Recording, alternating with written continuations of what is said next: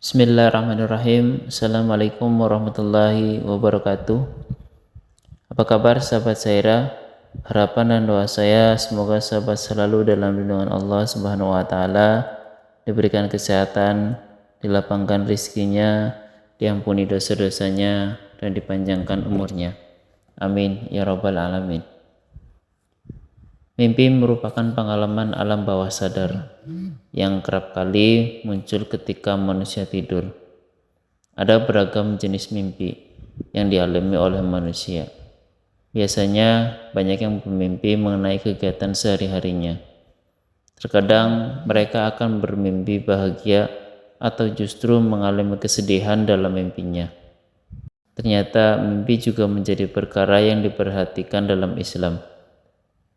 Mimpi bisa menjadi sebuah berita gembira atau malah peringatan bagi seorang hamba. Mimpi tidak hanya berasal dari Allah Subhanahu wa taala. Ternyata ada juga mimpi yang berasal dari setan. Lalu bagaimana cara kita untuk membedakan mimpi tersebut? Perlu diketahui bahwa mimpi itu dapat dibedakan dalam 3 jenis, yakni mimpi yang berasal dari Allah Subhanahu wa taala atas ulah setan dan karena kegiatan yang kita lakukan sehari-hari. Adapun cara membedakan mimpi yang berasal dari Allah Subhanahu wa taala atau atas ulah setan adalah dengan melihat mimpi itu sendiri. Apabila mimpi tersebut hal yang kita sukai, maka itu berasal dari Allah Subhanahu wa taala. Sebaliknya, jika bermimpi suatu hal yang tidak disukai, maka itu datangnya dari setan. Rasulullah SAW bersabda, mimpi bisa dibedakan menjadi 3 jenis, dari Allah Subhanahu wa taala, atas ulah setan, dan karena kegiatan yang dilakukan sehari-hari. Mimpi ketiga amat mudah dikenali oleh seseorang.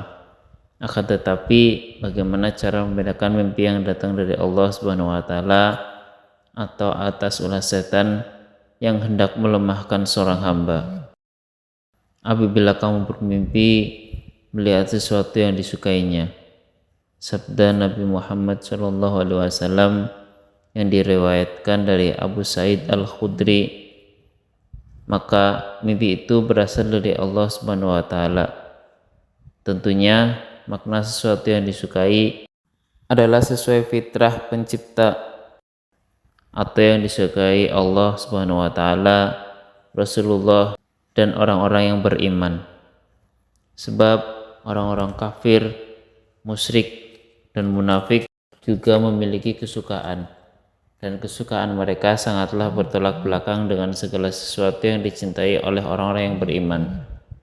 Ternyata apabila mengalami mimpi jenis ini, nasihat Rasulullah SAW dalam kelanjutan hadis ini, hendaklah ia memuji Allah Subhanahu wa taala.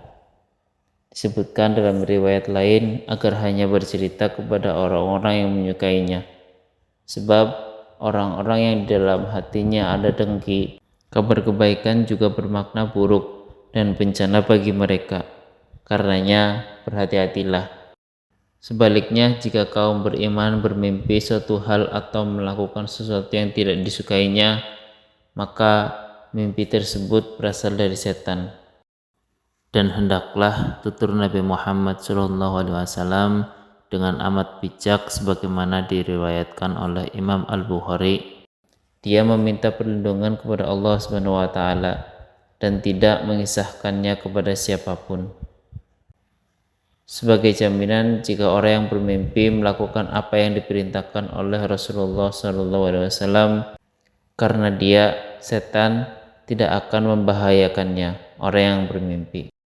Setan hanya bertugas untuk membisiki, membuat panik, menggoda, menciptakan perasaan was-was dan hal-hal buruk lainnya. Semua ini merupakan cara melancarkan serangan kepada manusia agar melemahkan keimanan seorang hamba. Lewat mimpi tersebut, setan menakut-nakuti agar seseorang senantiasa menjauh dari Allah Subhanahu wa taala.